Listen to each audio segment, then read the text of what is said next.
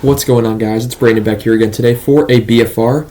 I just got done watching this game, Game 18, which was versus the Toronto Maple Leafs at home.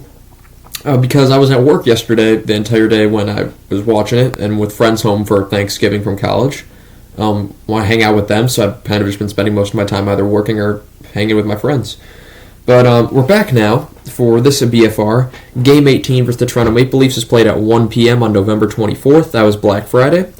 Hawks win. They sweep the Toronto Maple Leafs 4-3 they sweep them in two games in the regular season series, and they win this one in overtime 4-3. They go to 6-12. Joey Anderson and Cole Guttman were called up and in, and Perry is stepping away from the team as of what it seems. It seems to be some sort of personal issue, but the organization says he's not going to play, and Perry asks for privacy during this time. So whatever's going on, no one knows anything. No, it's been 2 days now, and no one knows what the heck's going on with there. But hopefully it's all cleared up soon, and he can get back out there. Hopefully it's nothing horrible like what's going on in the NBA with Josh Giddey right now. Whatever that situation is crazy enough.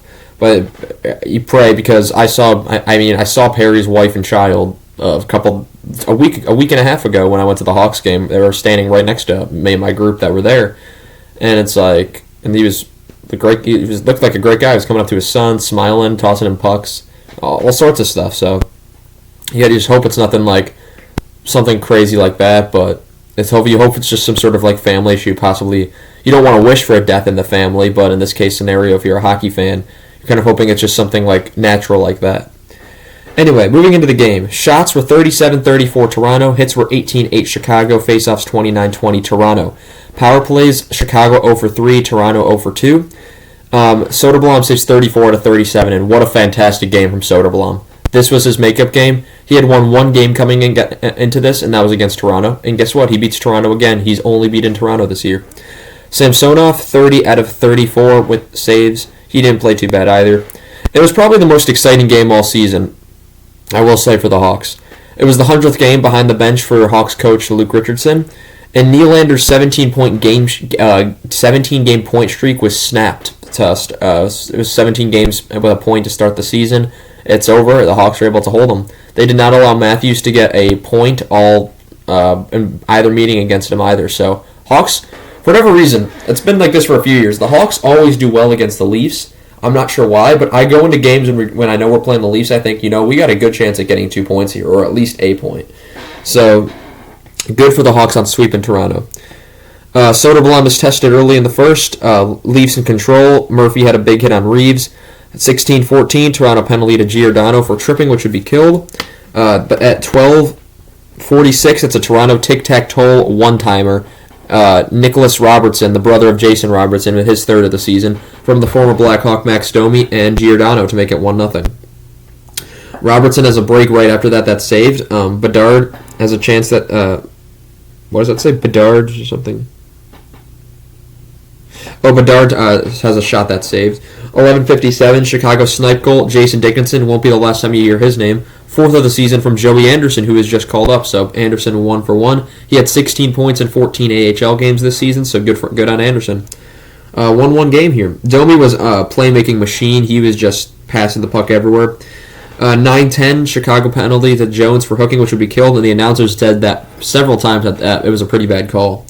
Phillips had been great. Phillips defensively has been great. He's even getting it on the offense, getting some chances. Isaac Phillips since he's been called up, has looked like one of the best defensemen on the Blackhawks currently.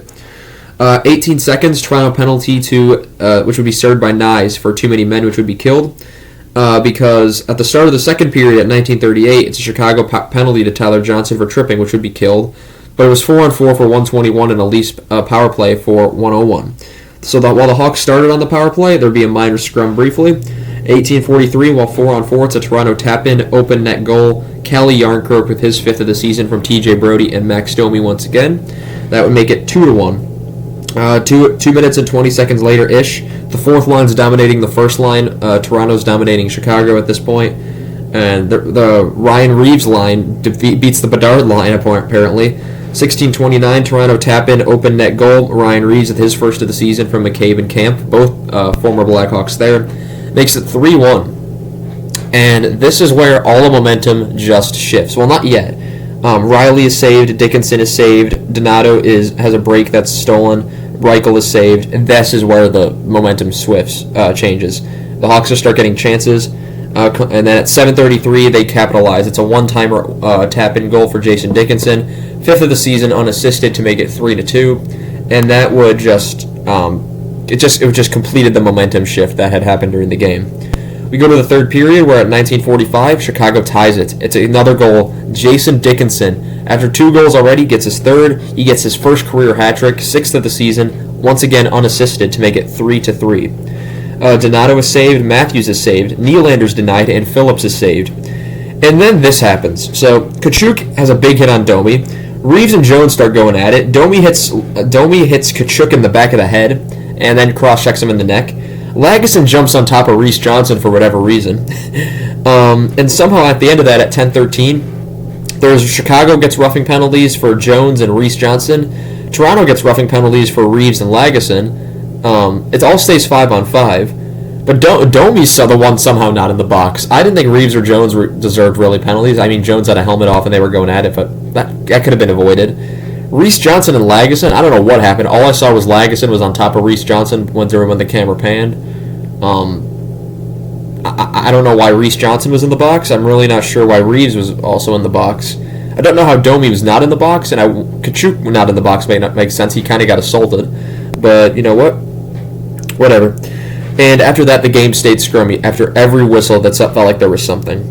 Radish is saved. Reese Johnson is then saved when he comes out of the box. Bedard had a Bertuzzi had a massive hit on Tyler Johnson. Jeez. Marner has a breakaway that's saved. 6:25 is a Toronto penalty to Gregor for roughing, which would be killed. Hawks pressure, Dickinson deflection saved, and we go to overtime. Seth Jones is saved. Matthews, fantastic save, Soderblom. Bedard is saved. Matthews saved again on a one-timer. Back and forth, Seth Jones might actually suck, I wrote here, because he was just giving up the puck and doing useless stuff. People have been saying it for weeks now. I haven't talked about it, but it's been pretty bad. That contract is an albatross. Nylander has a break. To keep the point streak alive, Nylander has a breakaway. Post, crossbar, and out. And Jones then fans. Domi is saved. Robertson is saved. Bedard dangles. This is the winning shift. Bedard dangles. Korchinski to Khrushchev. Somehow misses a wide open net over. Bedard regains control of the puck. Yeah, Bedard shoots it. It goes off the knob of Samsonov's stick. So he's holding the stick like this. Goes off the knob up here. Goes off the glass. Off the top of the net. Off Samsonov's back. It's just laying in front of the net somewhere. Everyone's scrambling there. Korchinski gets a backhander on it. Lifts it right over Samsonov's pad. And the place goes nuts. Korchinski goes running with Bedard right after him as they jump into the boards together. And I saw that picture afterward of them just like hugging each other on the boards and said, that's the future right there.